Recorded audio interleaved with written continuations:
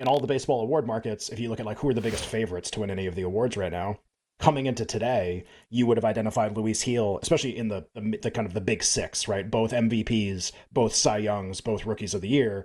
You would have identified Luis Heel as the biggest favorite, bigger favorite than Aaron Judge to win AL MVP, Luis Heel to win AL Rookie of the Year, and a lot of that, some of it is performance driven. Luis Heel's really good. Coming into the start, he was awesome. There was a chance that he was going to, not a chance, he was headed to being an all-star and maybe considered to be the starter for the AL in the all-star game. I think probably Tariq Skubal would start the all-star game instead of him, even with last night's start or yesterday's start. But like that gives you an idea of how people were talking about Luis Heel is really good. But the other reason he's such a big favorite, because you're like, well, Aaron Judge is awesome, but he's not that big of a favorite. Yeah, because Aaron Judge has Juan Soto and Gunnar Henderson behind him who are really good, who have a chance to win the award.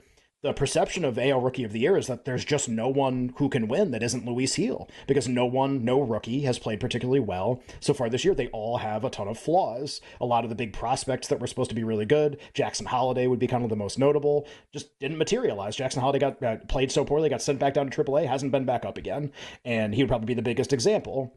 Wyatt Langford, who we'll talk about in a second, top 5 pick, got off to a miserable start this season and got hurt.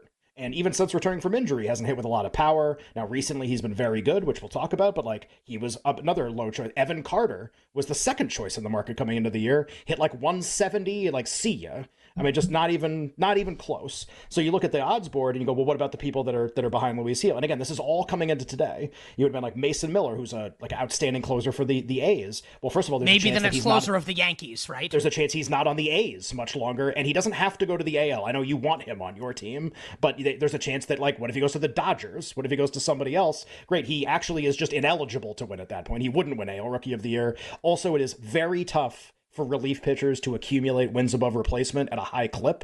This happened with Yennier Cano last year for the Orioles, who like got off to an awesome start, but just like you have to appear all the time. Think about like you can't accumulate WAR if you pitch once every 11 days. The A's are terrible. How many save situations you think Mason Miller's in? So like he can be awesome.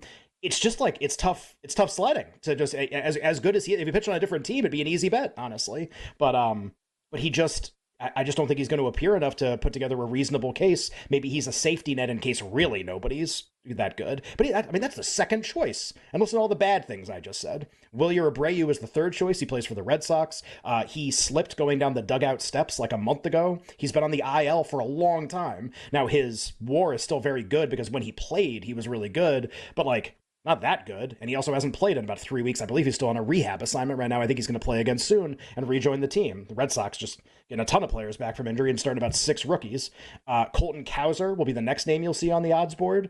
He plays for the Orioles. He definitely was like, front runner is the wrong word, a really good early contender for the award, because in the first month of the season, he was outrageously good offensively, but 2 really big problems have happened that affect his candidacy. One, doesn't hit as well anymore, and some of his expected results are a little better than the actual, but the actual's been really bad. Like, I think he's like hitting 219 or something coming into today, and that, again, rough estimate. You get the idea. Not hitting very well this season, and they've started platooning him with other players. Now, I think he's still going to play a bunch down the stretch of the season. I don't think this is like he plays 20 more games. I think he's going to play, but when he plays, he hasn't really done particularly well. And I think he was the one who had the opportunity to build a big lead among position players. Like the door was open for him to build that lead. Hasn't happened. He's not ahead. He's not even close. B-WAR, F-WAR averaged. He's right next to the guy who fell down the dugout steps 3 weeks ago. I mean, he hasn't been able to build a lead whatsoever. Like, these are your contenders. So now, Nick, when we turn around and say Luis Heel got shelled today, and he might move to the bullpen in the post story that you're referencing that you teed me up on earlier, that Yankees, this was like anonymous coaches or whatever, saying, well, he might need a breather where they give him like a month off because this is being floated. That, okay, like you're so good, but you've never pitched this many innings in a season, injury history. Maybe we just won't pitch you in like July. We just won't pitch you. This guy's minus 200. Might not pitch.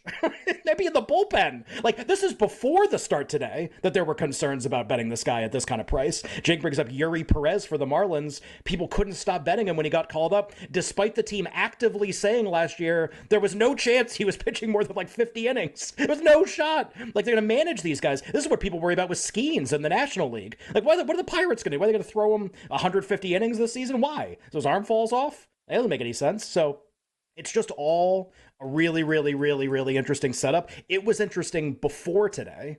And now he'll gives up a million earned runs. His war is going to plummet. I mean, like fall out of the sky. And now it's like, well, now what do we do? Jake the Snake is with us here. Our excellent engineer, Jake Hassan, who is also the co-host of Bet Slips and Bat Flips, 2 o'clock Eastern time on the BetQL network, along with our friend Lucy Burge, breaking down baseball every day, weekdays. Jake, what do you think now of AL Rookie of the Year with Luis Hill getting shelled by the Baltimore Orioles? Oh, I'm gonna go to bed so happy tonight. This is great. What a time to be alive. I wish I could just print out the text that Ken sent me. I think it was yesterday. Don't you love not betting favorites, and just staple it to my forehead? Because yes, I do love not betting favorites who are pitchers. Yeah, I mean, I agree with everything that Ken said. I think the most interesting guys are Langford and Hamilton. I told you guys in the break I was betting Langford 25-1. I really, really like Langford, and part of this is probably definitely bias, hand up, I'll admit that, because I liked him coming into the year, but he's just that guy that screams future star. He's that guy that screams future MVP, future all-star. Like, I don't get those vibes from Willie Abreu or David Hamilton. Like, not to say that they can't win. They definitely can, because this year is very funky and weird, and apparently nobody wants to win this award, but I think if I had to pick right now, I would say Langford. Like, he's the guy. I think that even though it's only been a month that he's been doing this since he got back from injury, I see no reason that he can't keep doing it for July, August, September, because we've seen it. We saw it at the college level, and generally when college hitters are that successful and they're a top 5 pick in the draft and they almost make the postseason roster 2 months later, generally that means they're going to be pretty good. This is assuming health. This is assuming that he still continues to play pretty well. But I really like Wyatt Langford. I think Ken was right. Hamilton and Abreu are the other 2 guys that are most likely to win. Is there anyone else, Jake, that you think is interesting at price in American League Rookie of the Year? Somebody that I texted Ken about a little bit, Colt Keith is at least worth keeping an eye on, just because he plays every day. Names? They're winning names is what they are. Well, Colt Keith is not a winning name. Colt Keith has like a negative 10 war. Colt Keith, like you have a higher war than Colt Keith does right now. Well, like so it's like Mason Milk, Colton Cowser, like Wyatt Langford, Colton Cowser's a great name.